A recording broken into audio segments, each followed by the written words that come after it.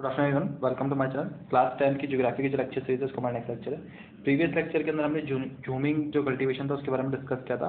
यहाँ primitive सब्सटेंसिंग farming, जिसको हम क्या बोलते हैं, स्लैश एंड बर्न भी बोलते हैं। तो देखिए, स्लैश तो हम समझ चुके थे कि क्या किस तरह से आप शिफ्ट करते हैं कल्टीवेशन को, यहाँ एक पैच से दूसरे पैच पे शिफ्ट करते हैं, तो उस तरह से क्या बोलते हैं आप उसको, स्लैश बोलते हैं। अब बर्निंग के बारे में हम डिस्कस कर सकते हैं कि बर्निंग क्या होता है। जस्ट एग्जांपल ये देखिए, आप एक फील्ड लैंड है आपको, तो इसको आप इस तरह से समझ सकते हो जैसे कि ये एक पैच है, ये एक पैच है, ये एक पैच, ये एक पैच, इस तरह से आपके पास पैचेज हैं और आप ये नया नया कल्टीवेशन यहाँ जनरेट कर रहे हैं।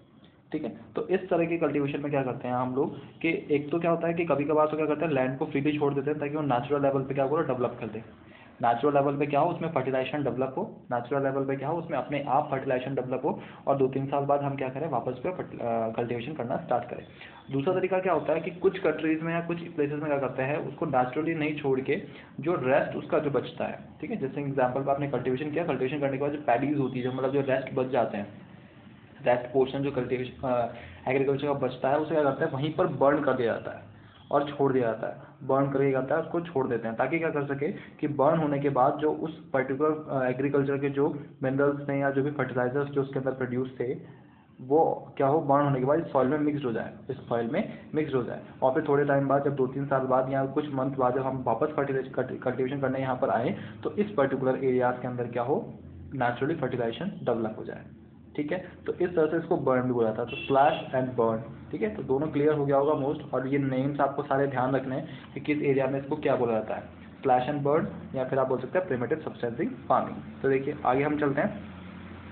अब देखिए, आपको स्टोरी दी हुई है छोटी सी, देखिए आप, Rinja lived with her family in a small village at the outskirts of Difu in Assam. Assam के कई एरियाज में आपको जो रहते हैं वो लोग। She enjoyed watching her family members clearing, slashing and burning a patch of land. ठीक है, आपको जो प्रीवियस डायग्राम में मैंने वो दिखाया, वहाँ पर वो एक तरीके से उस डायग्राम के बारे में बात कर रही है, किस तरह से स्लैश एंड बर्न प्रोसेस वो पैच के ऊपर कर रहे हैं of a land for cultivation.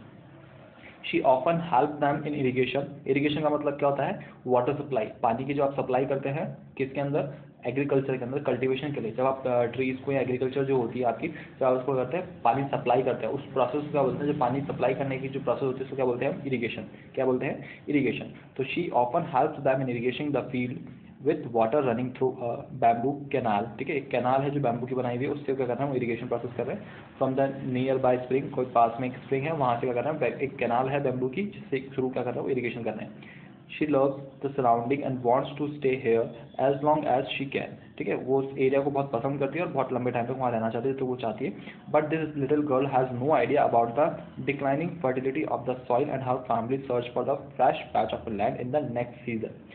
अब वो सोच तो रही है कि हम यहीं रहें और उसको बहुत एरिया वो पसंद भी आ रहा है, लेकिन उसे इस चीज़ का आइडिया नहीं है कि यहाँ पर जैसे ही वो कल्टीवेशन कर लेंगे उसके बाद क्या होगा, इस सॉइल की फर्टिलिटी खत्म हो जाएगी, इस सॉइल की फर्टिलिटी खत्म हो जाएगी। तो नेक्स्ट सीजन के अंदर वो इस सॉइल के ऊपर फर्टिलिटी यानी कल्टीवेशन नहीं कर सकते। क्यों? क्योंकि यहाँ पर फर्टिलिटी अब बची नहीं है, सॉइल के अंदर इतनी फर्टिलिटी नहीं है, तो अब वो यहाँ पर कल्टीवेशन नहीं कर सकते। तो नेक्स्ट सीजन के लिए उन्हें एक नया पैच सर्च करना पड़ेगा, एक नया पैच या एक नया लैंडमार्क सर्च करना पड़ेगा जहाँ पर क्या कर सकें, वो कल्टीवेशन कर सकें। तो एक छोटी सी स्टोरी दी आपको, इस स्टोरी के बेसिस पर हम देखते हैं आगे। देखिए, तो can you name the type of farming, तो इस फार्मिंग का नाम आप बता सकते हैं, हमें पीछे पढ़े हैं जिस डिफरेंट डिफरेंट नेम्स।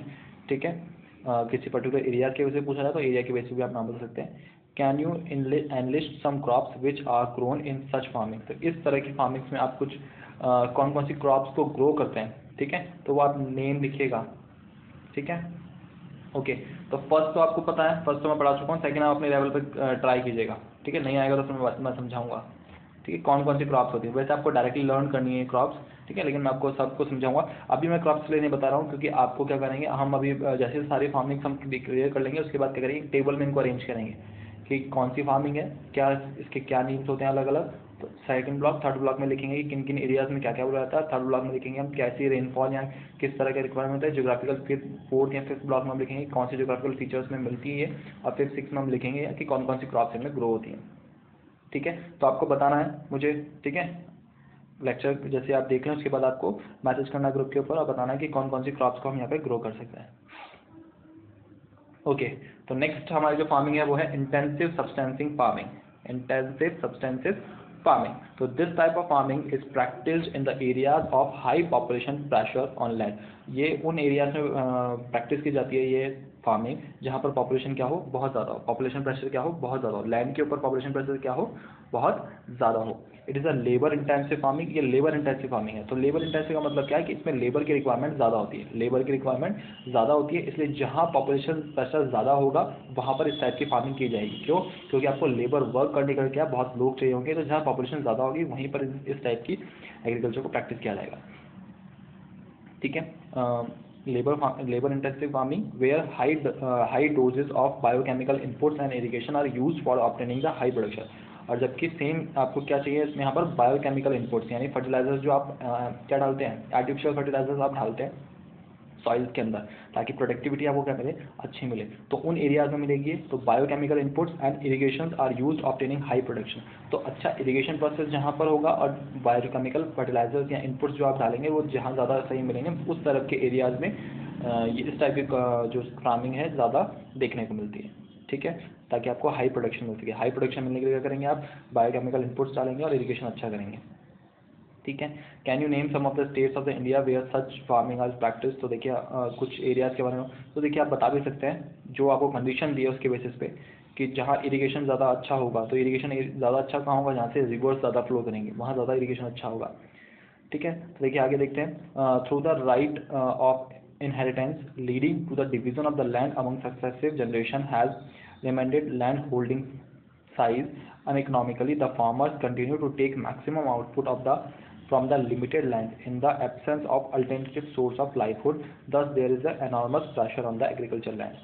अब देखिए बेसिकली क्या है, right of inheritance leading to the division of land among successive generation has reminded land holding size uneconomically, the farmers continue to take the maximum output.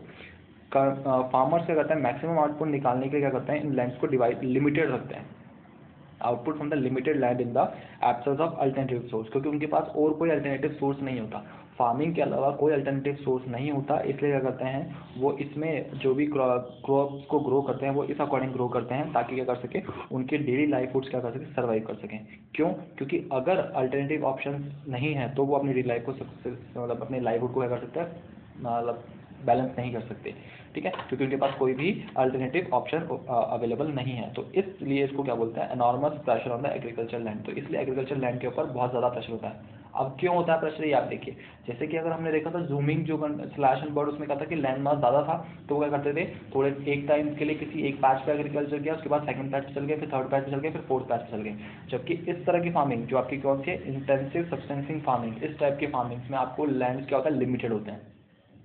Lands क्या होते हैं, limited होते हैं। तो लिमिटेड लैंड्स होने के कारण आप क्या कर सकते हैं, शिफ्ट नहीं कर सकते। तो लिमिटेड लैंड होने के कारण आप बार बार क्या करते हैं, उसी लैंड के ऊपर क्या करते हैं, एग्रीकल्चर करते हैं, बार बार उसी लैंड के ऊपर क्या करते हैं, एग्रीकल्चर करते हैं, कल्टीवेशन करते हैं। तो इस वजह से क्या होता है, उस पर्टिकुलर लैंड के ऊपर क्या होता है, प्रेशर क्रिएट होता है। क्या क्रिएट होता है, प्रेशर। तो आपको यहाँ देखना है, जो लास्ट टाइम लिखा है, pressure on the agriculture land.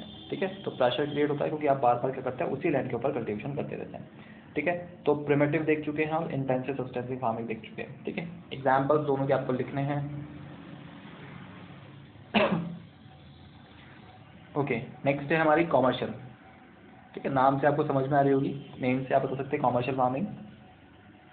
देखिए आप commercial farming, the main characteristics of this type of farming is the use of higher dose of modern inputs.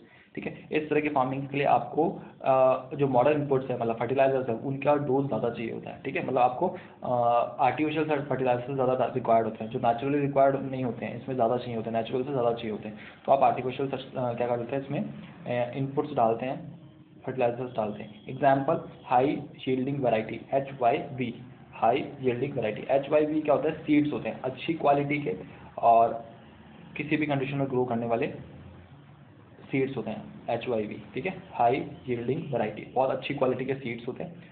Chemical fertilisers, insecticides and pesticides in order to obtain high productivity. तो high productivity निकालने के लिए आप HYV seeds use करते हैं, chemical fertilisers use करते हैं, insecticides use करते हैं, पेस्टिसाइड्स यूज़ करते हैं। क्यों यूज़ करते हैं, क्योंकि मॉडर्न इनपुट्स को डालने से आपको जो प्रोडक्टिविटी मिलेगी, मतलब जो एग्रीकल्चर का अमाउंट मिलेगा, कल्टीवेशन का जो अमाउंट मिलेगा, वो ज़्यादा मिलेगा। वो क्या मिलेगा, ज़्यादा मिलेगा। अच्छा, अब प्रोडक्टिविटी अगर आपको ज़्यादा मिलेगी तो ये किस तरह की फार्मिंग है, कॉमर्शियल फार्मिंग। किस तरह की फार्मिंग है, कॉमर्शियल फार्मिंग। अगर प्रोडक्टिविटी ज़्यादा होगी तो आप इसको ज़्यादा सेल कर पाएंगे, और ज़्यादा सेल करेंगे तो आपके पास क्या होगा, इकोनॉमी, आपकी जो इनकम होगी वो भी क्या होगी, ज़्यादा होगी। तो इसलिए इस तरह की फार्मिंग के अंदर क्या जाता है, मॉडर्न इनपुट्स को यूज़ किया जाता है। इस तरह की फार्मिंग में क्या यूज़ किया जाता है, मॉडर्न इनपुट्स को यूज़ किया जाता है। आगे देखिए, the degree of the commercialisation of agriculture varies from one region to another region. अच्छा, अब ये जो कॉमर्शियल फार्मिंग है ये एक रीजन से दूसरे रीजन में वेरी करती है। For example, rice is a commercial crop in Haryana. Rice की अगर हम बात करें तो कॉमर्शियल क्रॉप है हरियाणा और पंजाब में, but in Orissa it is substantial crop. जबकि उड़ीसा के अंदर क्या है, ये सब्सटेंशियल क्रॉप। उड़ीसा में कैसी है, ये सब्सटेंशियल क्रॉप, जबकि हरियाणा पंजाब में कैसी है, कॉमर्शियल क्रॉप। होप क्लियर हुआ हो। ठीक है, एग्जाम्पल आपको दिया है तो कॉमर्शियल फार्मिंग नाम से समझ में आ रहा होगा। Can you give some more examples of the crops which may be commercial in one region and may provide substantial in other reason.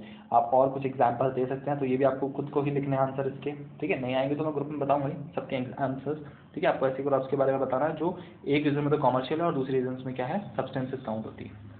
ठीक है, आगे देखते हैं हम। Plantation is also a type of commercial farming. Plantation भी क्या है, एक तरह का कॉमर्शियल फार्मिंग होती है। In this type of farming a single crop is grown on a large area. एक सिंगल क्रॉप को एक बहुत लार्ज एरिया के अंदर क्या करते हैं, ग्रो करते हैं। The plantation has an interface of agriculture. Plantation क्या होता है, इंटरफेस क्रिएट करता है एग्रीकल्चर और इंडस्ट्री के अंदर। एग्रीकल्चर और इंडस्ट्री के बीच में करता है प्लांटेशन, एक फेज का तरह काम करता है। क्यों, एग्रीकल्चर के थ्रू आपको रॉ मटेरियल मिलता है और वो रॉ मटेरियल को आप इंडस्ट्री में यूज करके फाइनल प्रोडक्ट्स को बनाते हैं।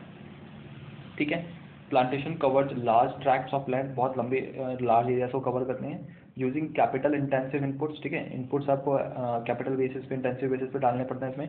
With the help of migrant labours, आपको लेबर्स की रिक्वायरमेंट ज़्यादा है। क्यों, बहुत लंबे लैंड के ऊपर किया जाता है, बहुत लार्ज एरिया के अंदर किया जाता है, तो आपको क्या करेंगे, लेबर्स भी ज़्यादा रिक्वायर्ड होंगे।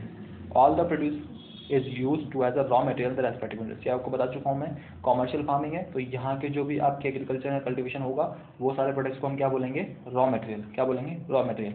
और वो रॉ मटेरियल कहाँ जाएगा, इंडस्ट्रीज में, और इंडस्ट्रीज उन रॉ मटेरियल को क्या करेंगी, एक फाइनल प्रोडक्ट में कन्वर्ट करेगी। और वो फाइनल प्रोडक्ट क्या होगा, फिर पैक होकर इम्पोर्ट एक्सपोर्ट होगा, जिसे हम क्या बोलते हैं, टर्सरी एक्टिविटी बोलते हैं।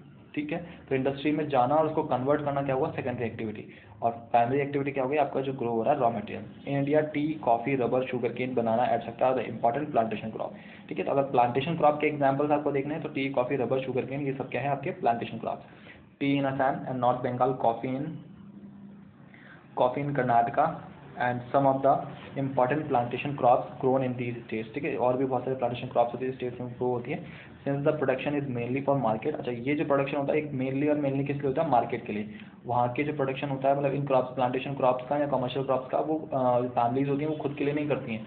वो क्या करती हैं, केवल और केवल इसको सेलिंग के बेसिस पे रखती हैं। ठीक है, क्योंकि क्या करना, उन्हें सेल करना मार्केट के अंदर। Since the production is mainly for market as well as developed network of transport and the communication connecting the plantation. ठीक है, तो बेसिकली क्या है, कनेक्टिंग के लिए क्या करते हैं, एक तरीके से इम्पोर्ट एक्सपोर्ट। आप कनेक्टिंग मतलब मानिए इम्पोर्ट एक्सपोर्ट, क्योंकि क्या होगा, अगर इंडिया यहाँ से किसी और कंट्री को सेल करेगा, ठीक है, तो एक तरीके से क्या होगा, उनके बीच में कम्युनिकेशन लेवल बढ़ेगा दोनों कंट्रीज के बीच में, और वो कंट्री क्या करेगी, यहाँ कुछ सेल करेगी। तो इस तरह से प्लांटेशन क्रॉप्स जो होती हैं, जो कमर्शियल क्रॉप्स होती है, वो कंट्रीज के बीच में कम्युनिकेशन का एक रोल प्ले करती है। ठीक है, एक कनेक्शन बना के रखती है।